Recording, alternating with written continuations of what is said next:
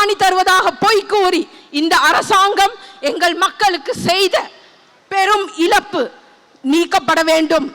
எவ்வளவு சீக்கிரம் முடியுமோ அவ்வளவு சீக்கிரமாக எங்கள் மக்களுக்கு அவர்களின் காணி உரிமைகளும் வீடுகளும் வழங்கப்பட வேண்டும்.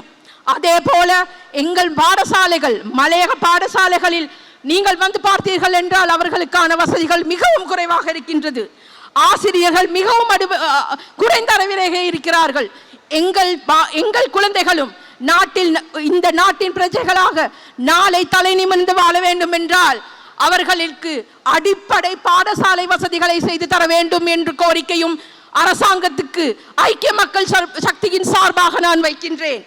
இத்தனை வருட காலங்களாக சுகாதார வசதிகள் இல்லாத எங்களது மலையகம், அடிப்படை வசதிகள் கூட இல்லாத எங்கள் மலையகத்துக்கு ஏறத்தாழ ஆயிரக்கணக்கான பொய்களை சொல்லி அவர்களின் வாழ்க்கை தரத்தை உயர்த்துவோம் என்று சொன்ன இந்த அரசாங்கம் இந்த நிமிடம் வரை எதுவுமே செய்யவில்லை.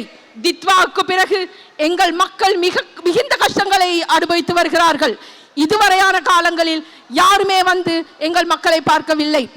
முக்கியமாக எங்களது பொதுச் செயலாளர் அவர்கள் ஐயா அவர்களும் பாராளுமன்ற உறுப்பினர் சுஜித் பெரேரா ஐயா அவர்களையும் நான் இந்த நேரத்தில் ஞாபகப்படுத்த விரும்புகிறேன்.